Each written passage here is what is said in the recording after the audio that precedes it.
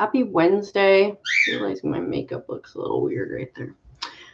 Here's the bird. It's the bird. Marley's bird is in here in my office with me because he's gone. Left Alabama this morning and headed for Texas. So today I was going to talk about the journey. So yesterday I didn't do a video. And the timing just didn't work, and sometimes just got to do what you got to do.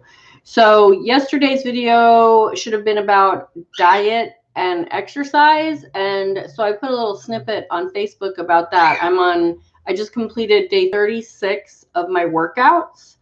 I'm doing like these 7-minute workouts. It's Lucy Wyndham, and she has like a whole channel on YouTube, and she writes some books and talks about nutrition, but I just follow her little I think I've done like up to a 15-minute workout, but they're little HIIT workouts, which is like high intensity intermittent training, I think is what it stands for, where you do something really, really intense for a short period of time, and then you take a quick break, and then you back on to that or another one, and it keeps your metabolism going all day long. It's strength and cardio.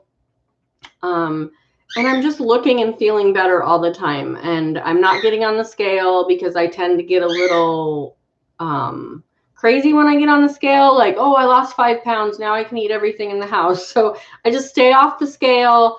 My pants are fitting better. I'm feeling better. I'm feeling stronger.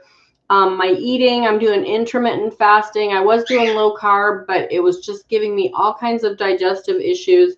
So I'm just eating what I want. If I want a donut, I eat it. If I want a salad, I eat it. I'm just, the only thing that I'm really focusing on is making sure I have a good bunch of good like green vegetables. And I actually, Burb, shut up. He's such a brat. Starting these, it's organic super greens or whatever, something like that. What was it called? Purely organic complete greens, or I don't know. You can get it at Walmart, and it's just a powder, and it tastes like you'd think it would taste. It tastes like vegetable powder. But I like that. And so I've just been mixing it in with my water bottle once a day. I also get these lemonade packets that have stevia and natural lemon flavor in them. So I put those in my water bottles too. And that's just what I've been doing. And like I said, if I want a piece of cake, if I want a donut, if I want a bowl of ice cream, I'm doing it. I have no-bake cookies because I made them yesterday. I had 7 of them yesterday. Was that good? Probably not. I had Chick-fil-A yesterday. That probably wasn't the best choice, but it was good, and I stayed in my window of eating. So that's what I'm doing. And then today, Wednesday, is all about money. And listen to a Esther Hicks video while I was getting myself ready, doing my hair and makeup, and then I've just been seeing so much on, like, why am I not getting to my goal? I'm doing all the things I'm supposed to do, and I'm not getting there. I'm seeing that with family members. I'm seeing that on Facebook. I'm feeling it myself. I'm reading about it. And the subject of these videos today, because I'm on Facebook and on YouTube, is the importance of the journey. Like, we all want to get there. Like, we all want a degree, or we all want a better body, or we all want more money, or we all want a better job. But what's going on right now? Like, like, I'm getting to a point where I'm not like, oh, I'm going to do all this stuff so my body feels better later. I'm doing all this stuff so my body feels better right now. And I found a workout. It's a 7-minute workout, and you can go, oh, well, Shelly, that's not making any difference. It's making a difference. Like, I look better. I feel better. It's making a difference. 7 minutes a day. That is so easy and fun for me. I get it over with. I'm sweating my butt off. I do it in the morning, like 7 minutes, like with all her talking and all the little breaks you take in between the little exercises. It's like between like 10 and 15 minutes. And then she brings you through some stretches. Like, that is the easiest. I don't have to go to the gym. I don't have to, don't have to, get into I do it in my pajamas. I throw a sports bra on and I do it in my pajamas. Like, just do something. If it's walking, if you can't do a workout because you're so out of shape, walk around the block, walk to the mailbox. I've talked about this before. I had a friend that was one of my stepdaughter's friends. Her mom was super overweight, like my 600-pound life overweight. Like, and I remember going over to their house to pick my stepdaughter up, and they were eating dinner, and literally, like, a dinner plate heaped full, like all the food it could hold. And that's what these people were eating. And I was just like, I hope I didn't like offend, but I was just like, wow. Well, she got out of that relationship, and I talked to her like a couple years later. I don't remember. I think we hooked up. Not meaning that. I think we found each other like on MySpace or like when Facebook first came out. And she was like, I was like, how are you doing? I know you got out of that relationship and blah, blah. And she's just like, oh, I'm doing so good.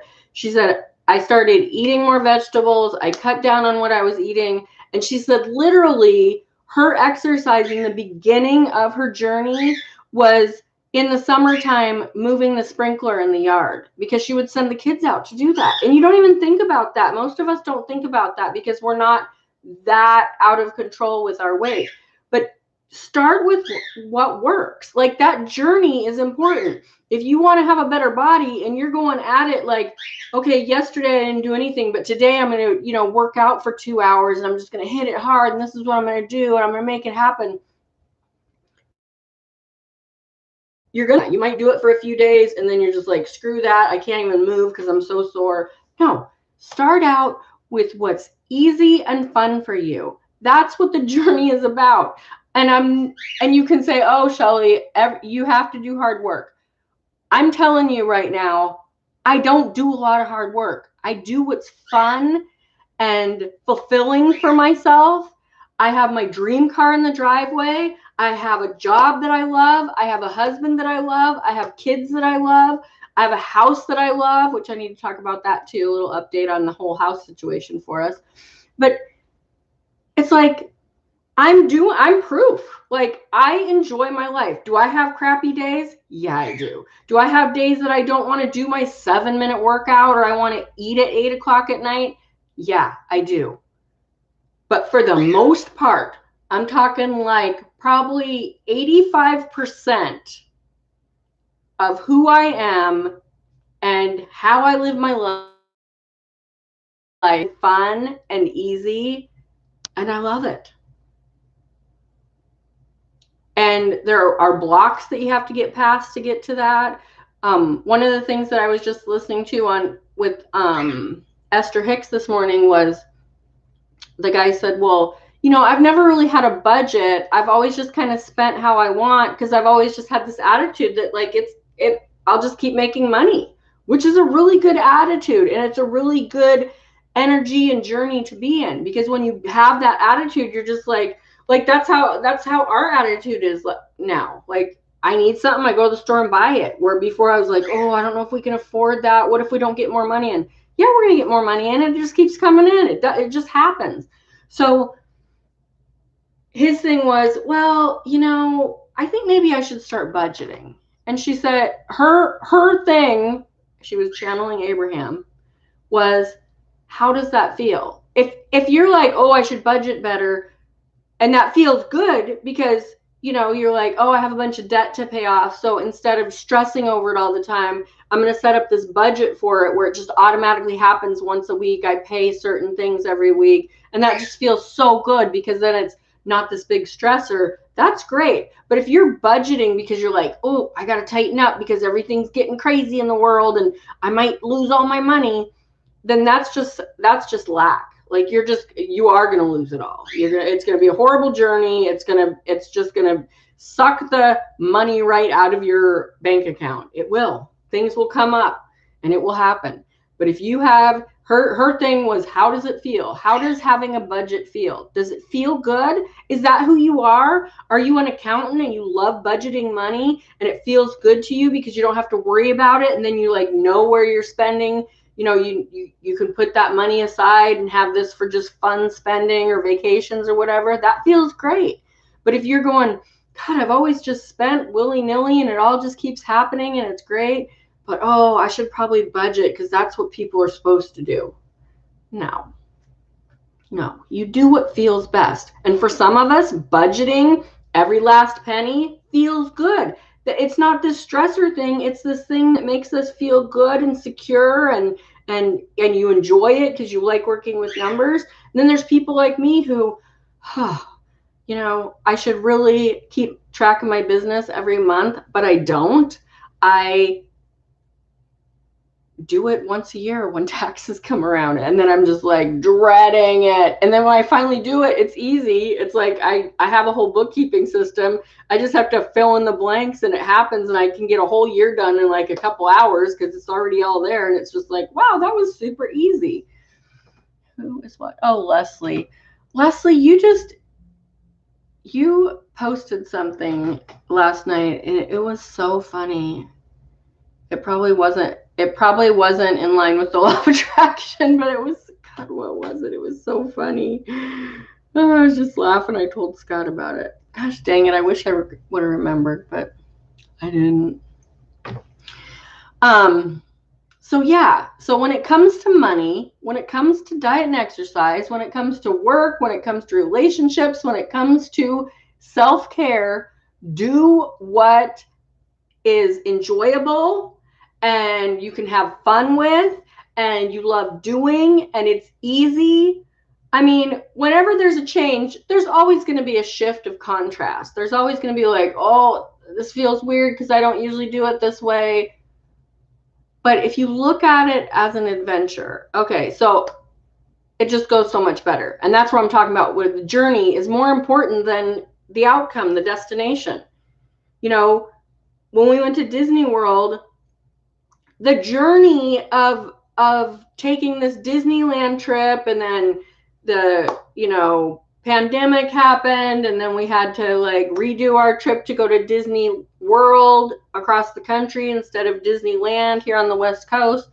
You know, it was like that whole journey was great because it just kept happening and falling into place, and we were just like, wow, that's so cool, and we're going to go there, and we haven't been there for 13 years, and it's going to be so great. And you know, it's just like one thing after another. We just like, it just happened so great. And you know, even like the plane ride there and meeting the people on the plane, and you know, the bird just pulled out his own feather because he twirls his feather and he always squawks when he pulls out his feather. He's crazy. Yes, Leslie posted something. Okay, so what I was going to talk about with I know I'm jumping around. I'm just excited about things. I'm excited of life. It's just great. And if you just every day are having a blast with life, you know, whether it's driving in your car and singing the song on the radio, or laughing about your pet doing something silly, or watching something great on TV, or even, you know, just getting emotional, you know, just having these emotional, like super happy or, you know, moving moments. Like, that's what it's all about. It's about the experiences and learning and teaching and having fun and finding the ease of life and how great it can be. And so I know I've been talking about our journey of moving. So January 31st, I text my landlord and I say, hey, I paid rent, which I do every month when I pay rent, because I always just go to his bank and deposit it in his account. That's how we've had it worked out. That's how our last landlord is. It's just so easy. You just go to the bank and pay your rent. You don't have to send it, whatever. So I go to the bank, pay the rent on the 31st for January, on December 31st, New Year's Eve. I text him, paid rent. He texts back, thank you. Just want to let you know, I'm thinking about selling the house. I will give you it's not going to be anytime soon, so don't worry, and I'll give you plenty of notice. I'm like, okay, that's interesting. So we're like, okay, maybe we should talk to a mortgage broker, see where we're at, see what kind of programs we qualify for, because we definitely don't have a down payment. You know, we have money, but we don't have a down payment's worth. Like, we live in the Portland, Oregon area. We're looking at, you know, $300,000 to $400,000 for a house that we want or more. So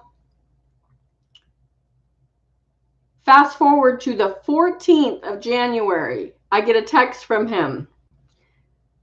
Decided to sell the house, sending you a 90-day notice. I hope this isn't an inconvenience. Thanks for being such good tenants. I'm like, so, you know, one part of me is like, whoa, so you aren't going to do it anytime soon. But 2 weeks later to the day, here we are, 90-day notice. Which 90-day notice is great. That's 3 months, you know. So we kind of pull back a little, like, whoa, okay. So get a hold of the mortgage broker again and be like, this is going to go a little faster than I thought. And he's like, okay, well, we're going to need you to get some taxes done because we didn't do our 2019 taxes. Shh. But we have them already. So I'm like, oh, okay. Well, then taxes are being delayed because of the IRS. Like, we have our taxes in right now. We've had them in for like 2 or 3 weeks, but they can't even file them, like e-file them until the 12th, I think, of this month. Hi, Charlie. Hi, Laura. Hi, Leslie. So I'm like, holy crap, like, this is going to be tight. Like, we got to get our taxes done. They can't even be turned in until the 12th now. Some people are saying they're taking 4 to 6 weeks to get them done. Other websites are saying you get your refund within days. It's just like, what the hell's going on? Whatever. It'll all happen better than expected. I keep pulling back from this panic. It's all going to happen better than expected. The perfect house, the perfect situation, whatever we are going to, you know, fall into next is going to be great. So then fast forward to Friday, this last Friday. Was it Friday? Yeah, it was. It was Thursday or Friday. I get another text from my landlord, because at this point we're just like, okay, we're like looking at houses on Zillow. We're like, you know, we can't move on anything until the taxes are done. We have this program set up with the mortgage company and all that stuff. But we're still looking. We're going to see what's out there. And the market's really tight. Things are going fast. And then fast forward to Friday, last Thursday or Friday, he messages me again. These are all just texts. And he says, hey, just letting you know that I've decided to hold back selling the house until August. And it would be great if you guys could stay until then, but I understand, you know, the situation. I'm like, oh, okay, well, that's cool. Like, that gives us a few more months. We can save some more money. Like, breathe a little. Nice. Yeah, no problem. Thanks. And then fast forward to this Monday, so like 3 or 4 days later, and I get our 90-day notice in the mail. And it's from the original January 14th that says, you know, just letting you know, this is your 90-day notice. You need to be out of the house by April 14th. And I'm like, oh, okay. Like, and then I look at the postmark, and it's the 29th of January, which I'm just like, okay, number one, if you're going to give us notice, you need to get it out. You shouldn't wait 2 weeks to mail it, but whatever. So I'm like, okay, I know that it probably needs to be disregarded, but just in case, because he's been a little indecisive, I text him and say, just want to make sure that we can disregard the notice we just got for the 90-day notice, right? Question mark. just making sure. He texts me back, oh, I've decided to not sell the house. So if I decide to do it again, I'll give you plenty of notice. I'm just like, okay, dude. Like, and this, I just have to put this out there. This guy is an awesome landlord. He has, like, we just had a brand new fence built. When little things go wrong, he's right on top of it. One of our blinds just fell, and I was like up instead of blinds because I was thinking that might look better in the front window. And he's like, yeah, whatever, just take it off the rent. And I'm just like, and he goes, and take like $100 for your labor. I'm like, what? Like, no, I'm not going to do that. We ended up getting blinds that were like $50, and they literally, excuse me, they fit right into the old brackets. So it wasn't like it was 5 minutes of labor. I'm like, we're not even going to do the labor thing. We'll just take off the $50 for it was, he's great. He's awesome. We pay rent every month. We take good care of the property. He takes good care of us. When we moved in, it had all the appliances, brand new appliances, stainless steel. Like, I love living here. It's a super steep driveway. That's like, he even asked us if we wanted to buy it. And we were like, if the driveway wasn't so steep, we would. But that driveway is just a pain in the you-know-what. So that's what's going on with us now. We have been able to just chill and relax now. We're going to save a bunch of money. And hopefully in the next 6 or 8 months, we'll be able to buy a house. And by then, maybe the market will mellow out a little, because it literally, like, somebody says they want $350 for their house. People are offering $360, covering all the closing costs. They're getting like 10 to 20 offers on the table. I've been liking stuff on Zillow, and within 24 hours, it's sale pending. It's crazy. So if you're in the Portland, Vancouver area and you want to sell your house, now is the time to do it, because there's bidding wars. Anyways, that's what's going on. And through that whole journey of getting that first, like, oh, I might sell the house, and us going, oh, well, we should probably look at what we want to do if that happens, to, oh, we've totally taken that off the table, has been this roller coaster month-long journey of panic, those knee-jerk reactions, and then pulling back and going, whoa, it's going to happen better than expected. And now it's going way better than expected, because we've been boosted to buy a house. We've been boosted to move forward with something new. But we've also, what was kind of a panicky, holy crap, what are we going to do? How are we going to do this time? It's slowed way down to, the universe basically just saying, well, we've prepared you for this. Like, you need to move forward, but now we're going to give you all this time and money to do it. And it's just like, yay, yay. And so that's what I'm talking about. The journey is as important, or more important. I think it's more important. The process, the journey, however you want to put it, is more important than the end goal, because your life is happening. Your life isn't the degree. Your life isn't the new body. Your life isn't the new job. Your life is right now, who you are, how you feel, how you think, how you act, what you act on. So that's the journey. Right now is the journey. And we're always going to be on a journey. We're not ever going to get to the end and it just be great. I mean, we're going to get to the end and take our last breath and be done with this experience, but we're not going to be done until we take our last breath. Like, you're just going to keep moving and going. And hi, Beverly. Who else is on here?